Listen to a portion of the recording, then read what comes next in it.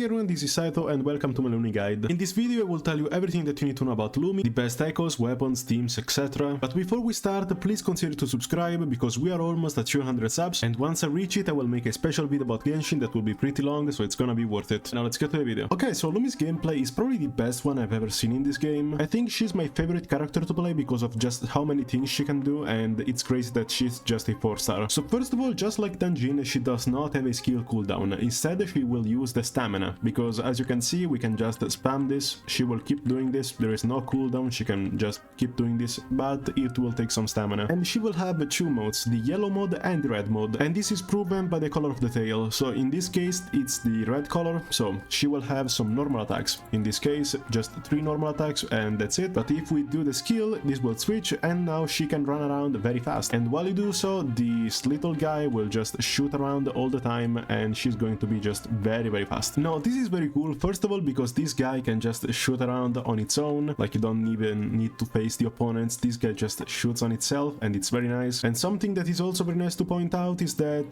this does not have a cooldown, like you could theoretically just run around very fast all the time, so it's not like Healan on Genshin Impact, you can just run around very fast, but if you jump it's gonna get cancelled, so you can just do this and that's it. So she will also have a double Forte circuit. The first one will charge up every time you shoot your enemies while running, and the second will charge up every time you do your normal attacks on your enemies. Every time one of them is fully charged up, if you do your skill you will get some bonus damage, and then she will switch back again on the other mode. So it's kinda straightforward in the end, you just need to charge up the Forte circuit and then you can switch and do the same on a different mode. Also her charge attack is pretty cool, she just bounces around on her little mascot, and you can chain this from your plunge attacks. So if you do a plunge attack and you keep holding the button, she will keep doing the heavy attacks. And lastly, the ultimate is just raw damage. Also her outro skill is very powerful, this increases the damage of the skill of your next resonator by 38%. That's very huge, a 38% skill damage bonus is a huge buff, but we will talk about this more in the team section. For the weapons, the best ones are going to be the ones for a sub DPS build, but I will also give you a few tips if you want a main DPS Lumi. The best weapon that you can have for a sub DPS is going to be the Lustrous Razor, which increases your energy regen by 12.8% and also every time you use your skill percent. This can stack up to 3 times and will last for 12 seconds, which is more than enough to use it 3 times, so you will always get a 21% ultimate damage every time you do your rotation, plus a 36.4% attack as the main stat and also a 12.8% energy regen. However, it's a 5-star weapon, and to be honest, if you want a better 5-star weapon that is generic, you should get the Emerald of Genesis, or maybe the pistols. 2 other free-to-play options are going to be Discord and the Broadblade of Voyager. Both of them have a very similar effect, but one of them will give you 8 resonance energy every time you use your skill, but only once every 20 seconds, and Discord will do the same but 8 concerto energy instead. And also at level 5 both of them will give you 12 energy instead. This is very good because Lumi is mainly born to be a sub DPS, and this will greatly help the rotation, because you'll do both of your skills but faster. And lastly we have the Waning Redshift, which increases your attack by 10% and you gain 6 resonance energy every time you use your skill, but only once every 20 seconds. This will last for 16 seconds, so basically you have to choose between that and the Broadblade. This one gives you a bit less energy but increases your attack, while the other gives you more energy but no attack. To be honest, I think that Redshift is a bit better because 2 energy is not a lot, but a 10% attack buff can be pretty good at the start of your rotation, because you'll do your whole rotation with a 10% attack buff. But if you want some weapons for a main DPS build, there is a Battle Pass only weapon that is pretty good, which is the Autumn Trace. It has crit rate as the main stat, which is already very nice because you simply get a 20% crit rate from the get-go, and also up to 5 times you can do a basic attack or a heavy attack to increase your attack by 4%. So a 20% crit rate buff as the main stat and a 20% attack buff. But it's also a Battle Pass weapon, and to be honest I don't think you really need it, so instead you could try the Helios Cleaver. Helios Cleaver has attack as the main stat, and also this is pretty interesting. Basically within 12 seconds after using your skill, every 2 seconds you will increase your attack by 3%, and this can happen up to 4 times, so it's a 12%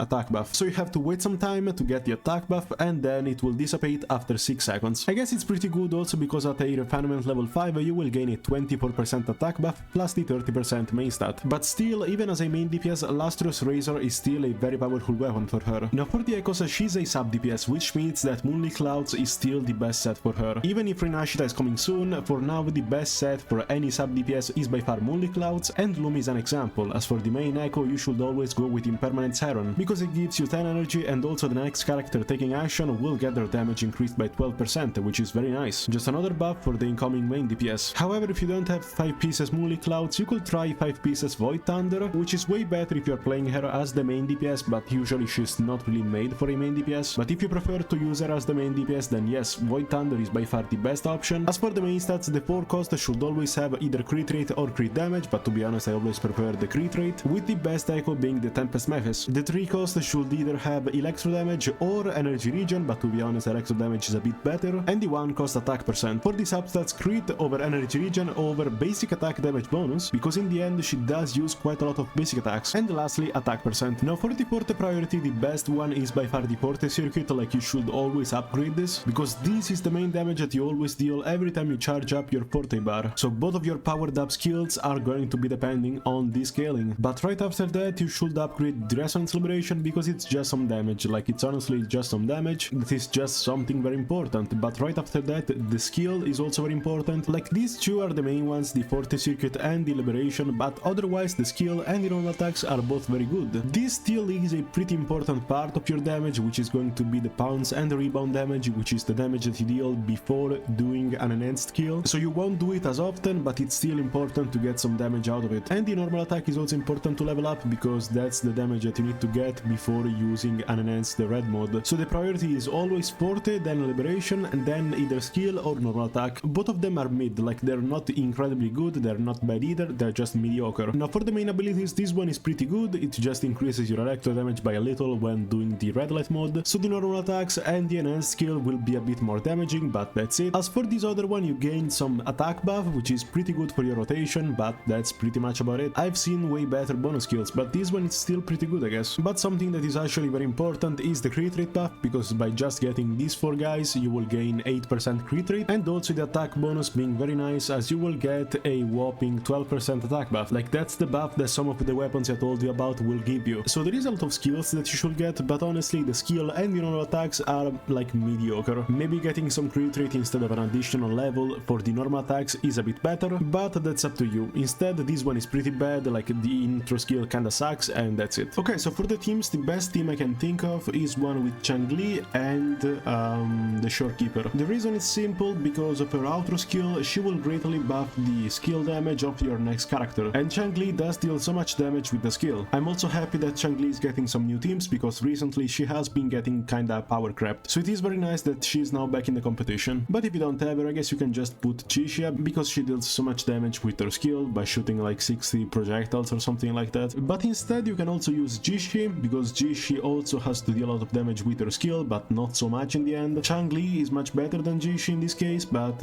you can still play her. And if you want more damage from Lumi, you can put Yinlin here. Now I don't have her, but she's very powerful in this team with Lumi. They will be dealing a huge chunk of damage, so it is a nice opportunity to put Yinlin and her together. But if you want Lumi to be a main DPS, I guess you can put like Yang, because Yang will give her a bit more energy and also provide with some damage, so she will get her ult pretty fast, and this will just make more damage. Otherwise you can use Sanwa, because Sanwa is also pretty nice at this, considering she will buff the basic attacks with the outro skill, and because most of the time Lumi does rely on basic attacks, at least in the red mode. Also, if you don't have the Shorekeeper, it's fine, I guess you can use Verina or Baizhu. Now Baizhu is kinda bad, but now you have a 4-star team, which is very nice, and also because you get Sanwa and Baizhu for free, so you just need Lumi and you've got yourself a full team. And same with Yang, of course. Okay, now the Wavebands here are very powerful. Like, this one is very nice already. I feel like the main gimmick with Lumi is the stamina, and that can be a huge problem when you can't dodge or anything like that. She compensates the skill cooldown with stamina, but that means that then you don't have a lot of stamina to use. Every time you do a skill you will lose 30 stamina, and that can be a lot, especially when you won't be able to dodge, so this is already very nice. Gaining 60 stamina can be very nice, but the problem is that it takes 3 seconds to get, which is not too much in the end, so 60 stamina is very nice, and this is a powerful Waveband. But the second one I think is way better. Like, this one I think it can be the best Waveband that she has, because ignoring defense has always been in so many games like the best stat that you could get. It's more than just a 20% attack buff, this ignores the defense, so both the pounce and the rebound will get buffed, and that is very nice, will make the rotation much more damaging, will give her some more options as a main DPS, so that's very nice. The third one is also very powerful. The damage of her ultimate will be increased by 30%, and that's a lot. Like, a 30% damage bonus on an ultimate is very nice, especially if that ultimate is just a burst of damage. The fourth one, however, yeah, it's a 30% basic attack damage bonus, which is nice. On the red mode this is very powerful, so it also depends on what you want her to do. If you want her to be a main DPS that mainly does the red thing, then yes, this is very powerful, but in the end it's kind of a niche thing. The fifth one will increase the damage of your lasers by 100%, which is very nice, and this will happen when a spark is fully recovered. So the stronger lasers, which are the one that will shoot while you're sprinting, they are not the basic attacks in yellow mode because those are just normal lasers, but if you sprint you will get some buffed lasers. The buff lasers kinda deal quite some damage, so doubling the damage is pretty nice actually, but the last one is by far the best one, because this one will increase the attack by 20% for 20 seconds to all of your party members after using the liberation. This is perfect because if you want some kind of rotation, you can just do the ultimate in the end and then switch back, and the moment you swap you will have a full 20 seconds to do basically anything that you want with a huge buff. This plus a 38% skill damage bonus as the outro skill is very nice. So she's got quite some powerful wavebands honestly. Personally, the first one, second one and third one are very nice, but you don't have to get all of them. Like the second one is still very broken and you can just limit it